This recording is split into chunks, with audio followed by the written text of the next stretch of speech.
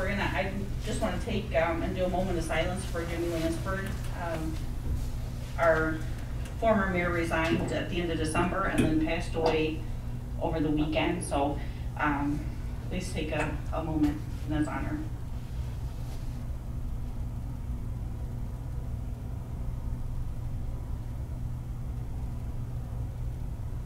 Okay, thank you.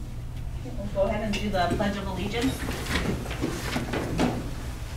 I pledge allegiance to the flag of the United States of America and to the republic for which it stands, one nation, under God, indivisible, with liberty and justice for all. Clerk, call the roll, please. Couch. Here. Gary. Here. McMullen. Here. Miller. No. Every day. Here. All right, any changes to the agenda?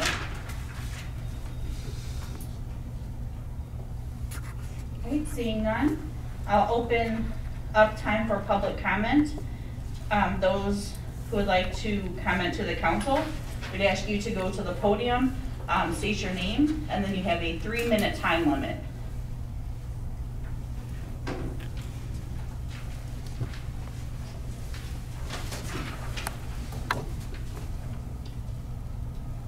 Can I take off my mask, or should I leave it? I think, yeah, you're far enough Okay. distance-wise.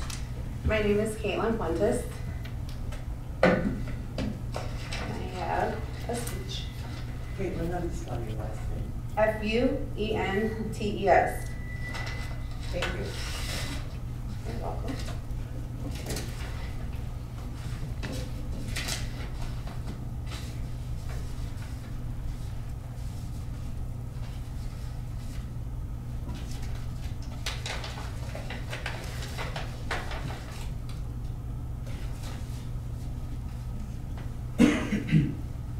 Do I start whenever? Okay. Good morning, or good evening. Sorry. Good evening. My name is Caitlin Fuentes. The reason I am here is to discuss what I feel to be an acceptable apology due to the inappropriate demolition of my property at 207 and 209 South Sterling Street in Streator. On December 23rd, my husband arrived on our property to find that the city of Streator completely demolished our buildings. Both buildings were completely demolished to the ground. None of our personal belongings, such as lawnmower, yard tools, construction tools, roofing materials, and roofing materials for continuous work were nowhere to be found. Since purchasing this property, my husband and I removed overgrowth on the property. We ordered a dumpster and paid $600 to clear out all the rubbish from both buildings. We put a new roof on the garage, and at this point I would like to show the progress with before and after pictures with cleaning the property to meet city standards. Since December 23rd, 2021, I have been in contact with the city of Streator to discuss what an acceptable apology would look like. It came to my attention the city of Streator took it upon themselves to call my dumpster to have it removed from my property prior to demolition. At no time since purchasing my property was I notified by the city. December 30th, Jeremy Fall requested a list of losses and expenses incurred since the purchase in September. I am asking $11,803. This does not include the value of the garage and trailer. Additionally, I would like to be compensated for the metal that was taken in as scrap and pocketed by the crew. And here are emails from the dumpster company saying that on December 21st, they were called by the city to remove the dumpster. And then I have a lot of proof. This is the before. This is after. Clearly, there's a driveway now. You can see that we've done work on it. And then December 23rd, a day before Christmas Eve, we arrived on our property and it was all to the ground, demolished. And that's why I'm here today. Thank you. That's 3 minutes. There is that there. So I think council maybe, we've been somewhat notified of the situation. Yeah. It's not something we can fix at a council meeting tonight. So I'd ask continue, Jeremy and Cheryl and probably Dave, to help, meet with you and, talk to you about the situation. So. I've been waiting for almost a month now, so I would like to leave with somewhat of a answer because, you know, it has been very stressful for me and I've been getting the runaround a lot. So I believe that I'm being very fair at this point and I am a good citizen to this community. I grew up here. And I haven't been the same ever since that has happened. I grew up on that road. So what do I have to do to get my money back? I think, so again, I referred to that, if you want to go ahead and take make that. a couple of remarks. First of all, it has been referred to our attorneys to review and to provide advice to the council. Any claims made against the city are often also referred to our insurance company to manage. I think the gist of the allegation against the city is that we somehow did something improper. I can publicly state that we did make public notice of the demolition. The notice of remediation was timely recorded with the county, mailed and published before the sale occurred, before they acquired the property.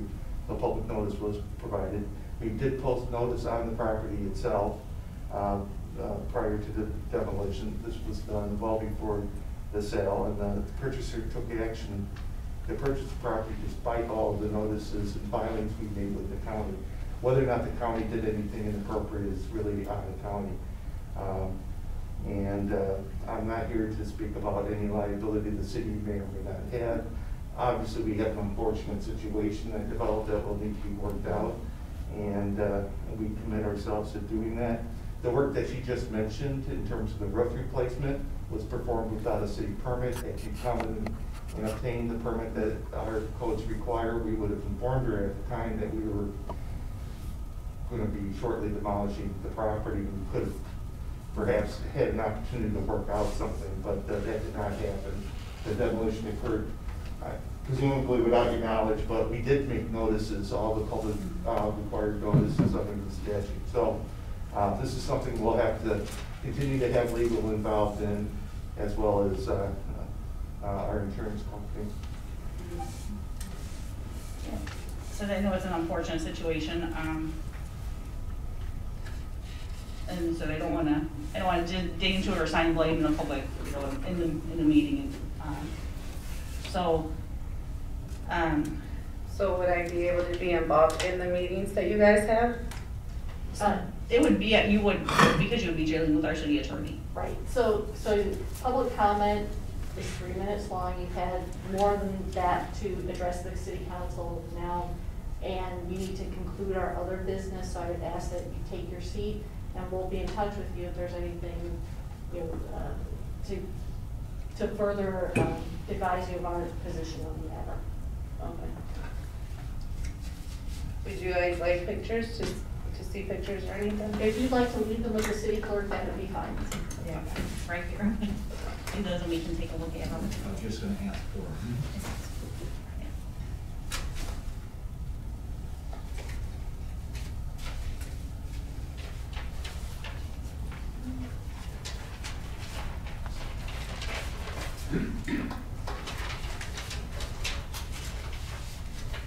This is just like,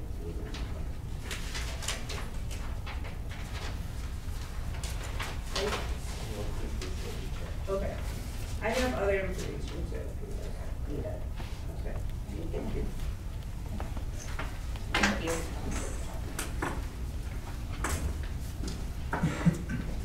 Any other comment tonight?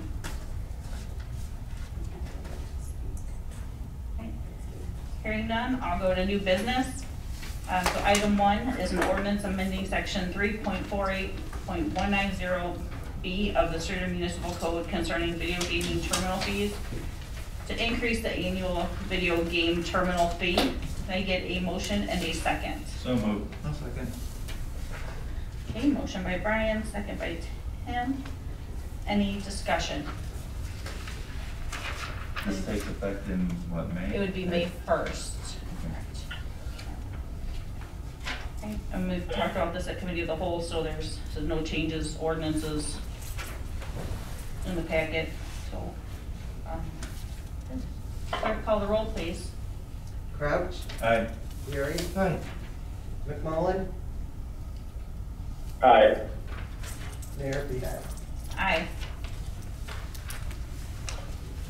Okay, item 2, ordinance 2022-02, amending the City of Streator Municipal Code, Title 15, Buildings and Construction. Request a motion and second to adopt an ordinance amending the municipal code title. Thank you. Second.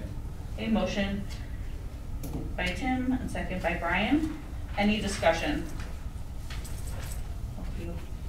Jeremy, if you have the summary, again, we discussed this last week, but.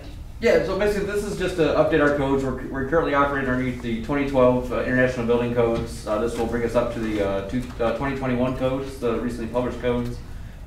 When we do our ISO evaluations for insurance rating for the city, they like to see us no further than 2 codes back. They do them every 3 years, so 15, 18, 21, we were 3 codes back. So this will help with insurance rates, or at least keep them steady here in town. And no major changes, a lot of technology updates in the new codes. Some various things that we talked about, commercial gas ranges being prohibited in residential homes now. There was some issues with tiny houses and new 3D printed construction and things of those natures. So just a lot of new technology updates. We will maintain the removal of the sprinkling of single and 2-family homes from the code. The code requires it, but during the last adoption, we also removed it. We recommend that again. Thank you. Any other discussion? Clerk, call the roll, please. Crouch, Aye. Gary, Aye. McMullen, Aye. Mayor Beeline. Aye. Item 3, Resolution 2022-04, authorizing and approving a professional services agreement with Stickage LLP for the preparation of annual audit reports for the fiscal years ending 2021, 2022, and 2023. So moved. Okay, motion by Brian, second by Tim. Any discussion?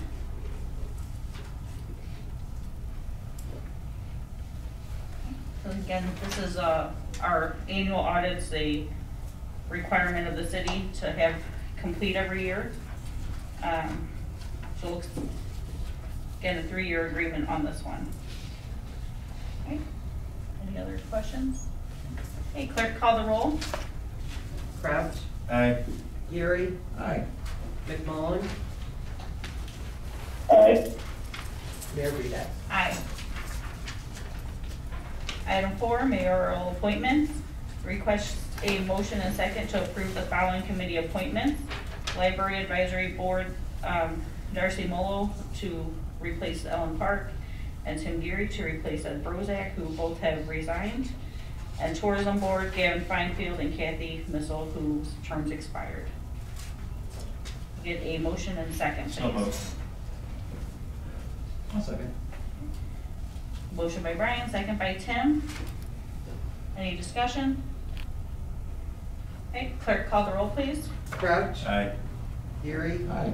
McMullen, Aye. Mayor Item- Beeline. Aye. Item 5, consent agenda. Request a motion and second to approve the consent agenda with a fund warrant total of $915,389.56. So moved. Second. Okay, motion Tim, second by Brian. Any discussion? Clerk, call the roll, please. Crouch, Aye. Gary, Aye. McMullen, Aye. Mayor Beeline. Aye. Right. Item 6, comment from city officials. Matt, do you have anything? No, I don't have anything. Okay, Brian, Jim? Just condolences to the Lansford family. It's a shock and a loss to this community for sure. Yeah. Also condolences to the Lansford families and just a touch base that Light Up Streator is currently dismantling the city park and going to be putting articles away in the coming weeks, weather permitting, and have another successful year, and hopefully we'll be bigger and better next year.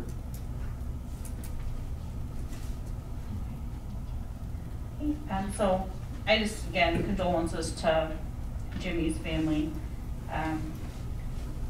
Was again, I think we're all somewhat shocked by that. So I have nothing further for tonight, other than a motion and second to adjourn to closed session for the purpose of discussion of legal matters under 5 ILCS 120/2, items 1, 2, and 3 of the Illinois compiled statutes. So moved. Second. Okay, clerk, call the roll, please. Crouch, Aye. Erie, Aye. McMullen, Aye. Mayor Behat. Aye. 7.